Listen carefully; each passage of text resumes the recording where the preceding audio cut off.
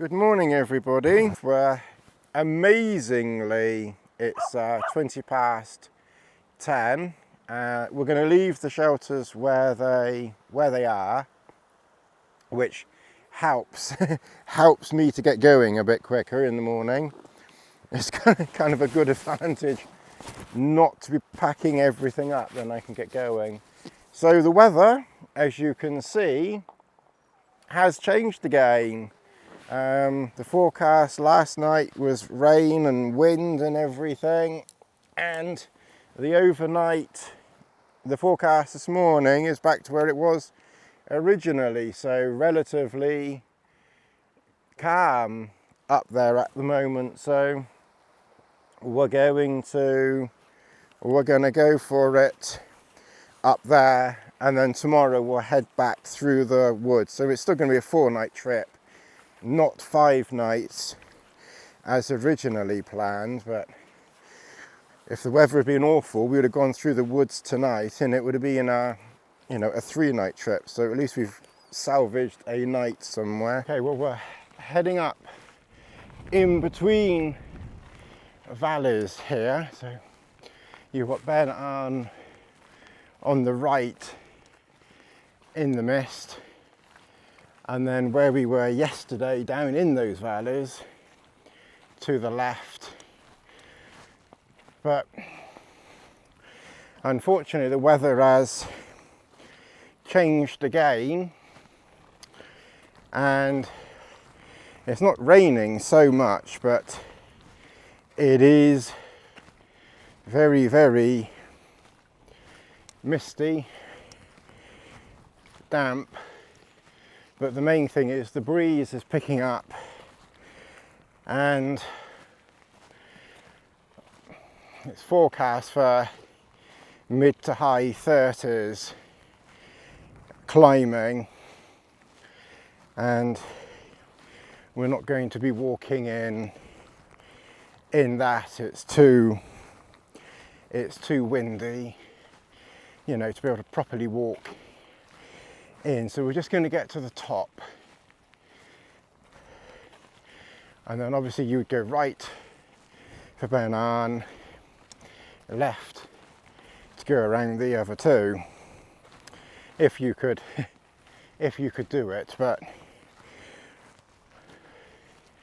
we most likely will just get to the top, turn around and head down into camp, and then decide what we do. We might pack up when we get back and then head somewhere else for another camp later today of some description. We will see, but this is what we've got at the moment. Okay, well, we got to the top, but as you can see, this is around about just under 1,000 meters, and the wind was gusting beyond 25 miles an hour as measured with a Kestrel. So, and you've got another 200 meters and boulders to cross. So, and the forecast was gusting 30s, 40s, up to about 45 this afternoon when we'd be, heading back. So it's far too much and dangerous to be crossing over there in those winds. So we're going to head back into camp, and then we're going to kind of decide what we do from there. And hopefully, as we descend a little bit, this wind will ease off a little bit. But it's really not very nice up here. You were going up, and it was just getting steadily breezier and breezier, and then, like I said, when you got to the very top, it was just whipping along. I know some people probably want to be able to walk in 30-35 mile an hour winds where, you know, if it's flat and level and it's not very far, then, you know, you're okay, but probably not crossing a Munro at 1,200 metres when the wind's going to gust up to 45. Well, head down, you can just see mist at the moment, and then we'll see what we can do. Well, we've got back to camp. I really haven't done so much recording today because it's been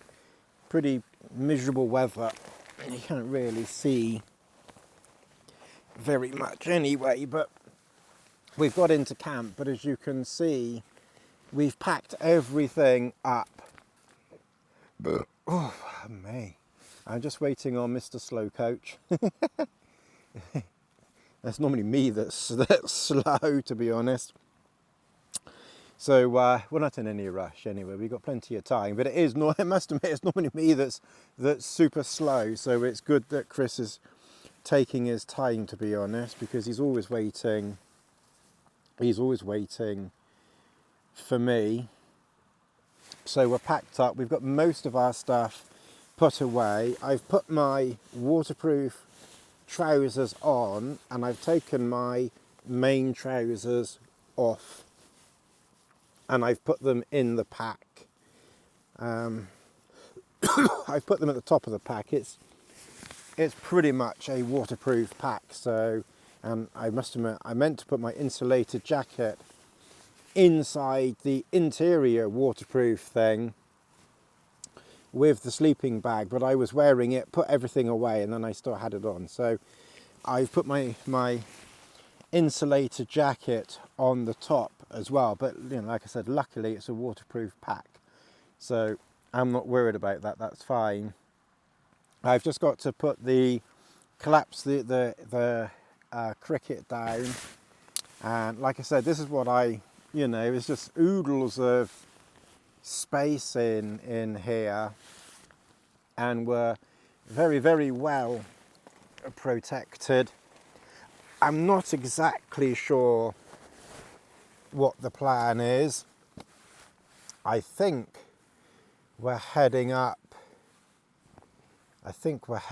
this path up here and then camping somewhere over there, and then I'm guessing coming down around that way, and then the car is kind of down here somewhere or other. We will be going back, you know, whatever happens, Saturday rather than Sunday, but you know, better that than tomorrow. And the weather tomorrow doesn't look too bad, so should be a nice day for tomorrow. Oh, fuck. Oh, I'm getting too fucking old for this. Oh, and to those who moan and grumble about having to crawl out of your shelter, just get a life. If you've got to crawl out, you've got to crawl out. Get on with it. It's 5 o'clock in the afternoon, and we've been walking for about an hour now, and we're just we headed away from camp and then along this path. Luckily, most of where we're going has this path or something, you know, fairly similar, so the going, thankfully, is relatively Tony friendly. I stopped back there because I was just starting to feel a little bit of a something on one toe, so I just put some body glide on it. I just stopped and put that on, and I needed to have a pee. So Chris is a little bit of ahead, but not far. He stopped while I did my foot. And then he needed a pee, so he got going. Stays dry. the forecast was for path. The path is half disappeared. You can kind of, ooh, there's a hole there. Ooh, careful with that. Ooh, those holes, they always give me the shudders. I see a hole like that and I think, oh, thank God I saw that, with my leg disappearing down that hole. I always get the shudders when I see a great deep hole like that. Alright, so yeah, so apparently we're going to try and walk for another hour until about 6, and then hopefully find somewhere to camp. But there's a few grassy bits around here. There's more grass along this section of the walk than any other section of the walk completely. I was just saying to Chris, I used to only walk about maximum of 3 kilometers a day, which is why I probably kept, you know, some degree of fitness, not exactly much. My problem was that for the last few years, I was getting literally no sleep. But I was trying to walk 3 kilometers, but then of course I was exhausted and eating badly, you know, at the wrong times, and too much and not enough. Usually just picking stuff. So I am trying now. There's another walk local, which is about 4 kilometers.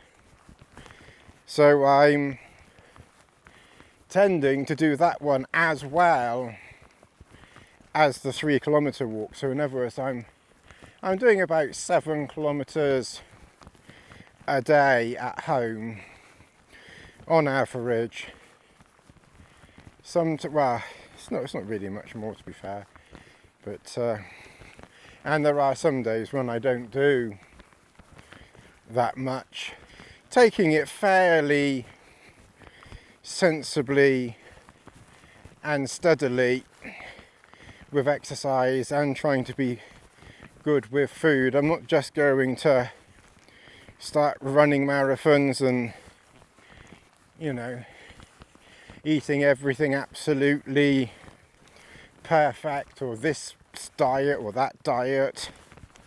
Just try and keep it sensible and try and eat, you know, a little bit less, as in a calorie deficit, which is what I seem to be reading, well, not reading, but, you know, hearing about.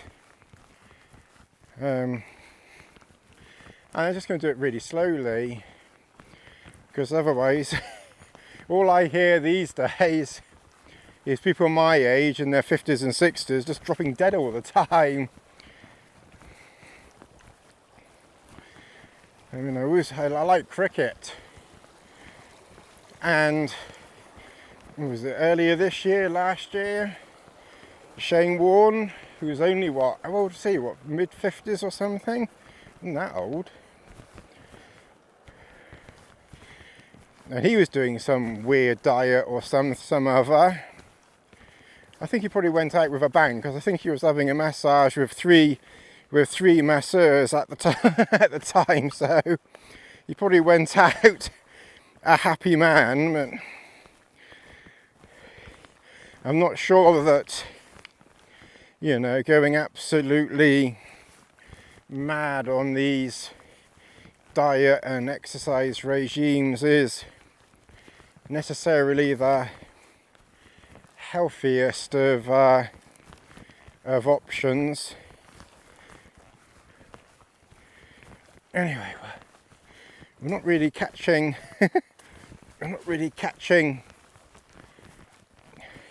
the mountain man up along here. It's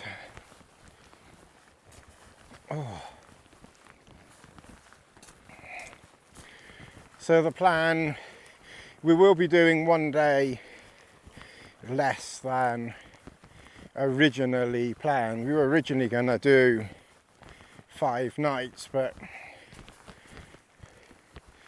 we're going to just do 4 because Chris has to get back, and we're in this sort of, the weather's so bad that you can't, you just can't go up, and you kind of a little bit limited to going along and around, and we were, our plan was to go up, and then the weather kind of changed, so we had to work with the weather. But I think Chris has to get back.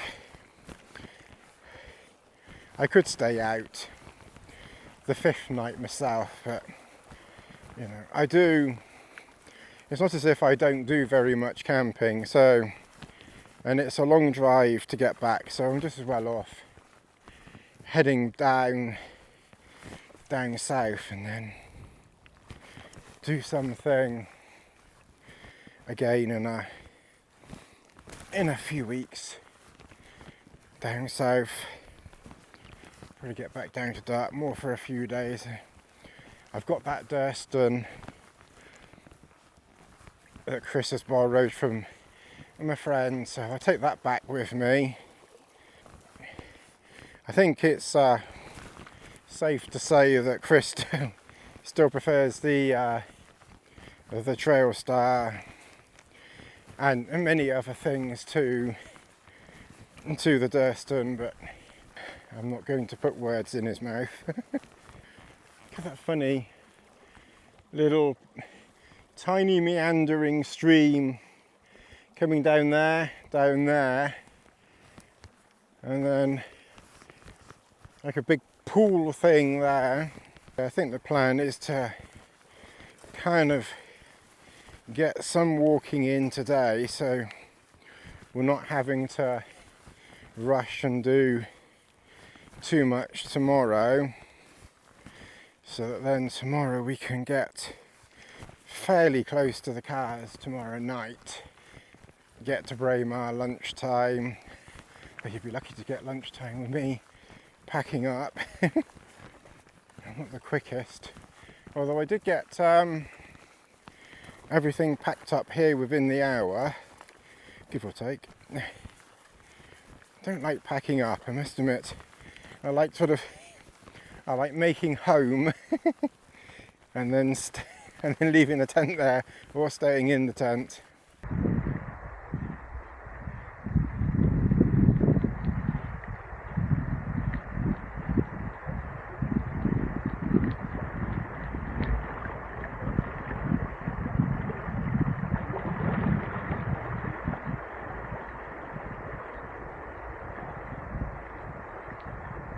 It's not going to last much longer. It's not, is it? No.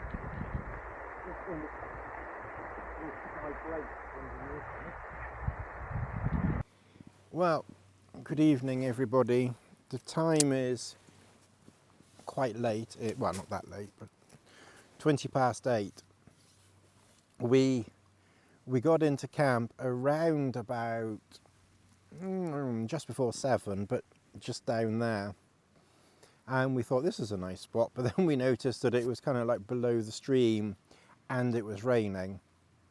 So, thank heavens, there was this spot just the other side, so like a minute away. So that was definitely fortuitous. I really didn't fancy having to walk very much further. But we're in camp now.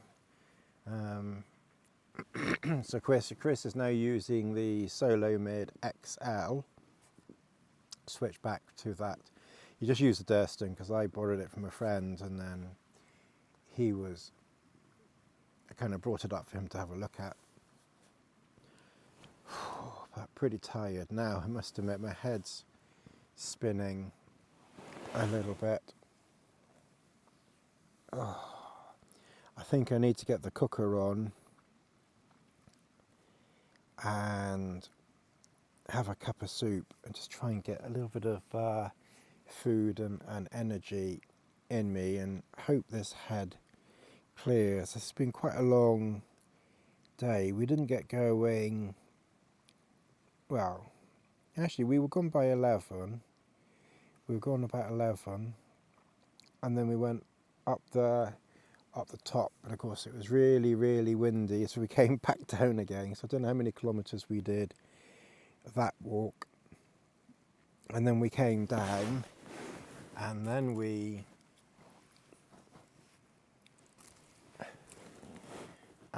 walked down here, and this must have been another 8 odd kilometres. There's a few flying things around. So the first one was 5.5 miles. But yeah, 5.5 miles. Sorry, no, the first one was 6.5 miles. So we started at 10 to 11, and was 6.5 miles, and we were walking for about 3 hours. And then the next one was 5.5 miles, and we were walking for about 3 hours again, give or take a little bit. So we've done 5.5 and 6.5. So what's that? 6.5, 7, 8, 9, 10, 11, 12. So about 12 miles. About 12 miles today. Yesterday we did 5 miles, and then the walk in on the 3rd was 8 miles. So we've done 8 miles, 5 miles, 8 miles, 5 miles, and then 12 miles. Quite a bit. Yeah, a lot for me anyway. Anyway, I think I'm going to have to get my get this cooker out. I think it's definitely milder this evening than it was yesterday. We did have a frost last night. Apparently Chris said there was a frost. It went down to about -0.5 degree last night. Well, what we've got here is chicken, potato, probably onion, and peppers. As you can tell, I like my I like my onion and peppers. So that is what we've got in there. So let's get some. Right, so let's get some water in there. It's always a bit of a guess as to how much water is needed. It's a lot of bloody daddy long legs again.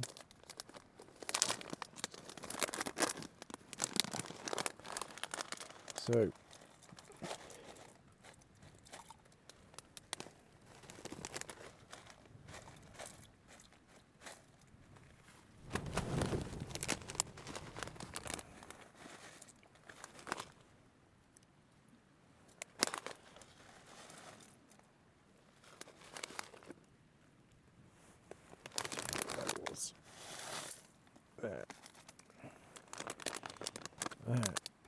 chicken, potato,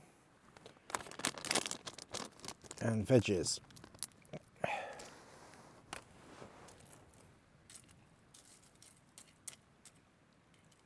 Look at that, little bits of potato. I think that's about 4 small boiled potatoes.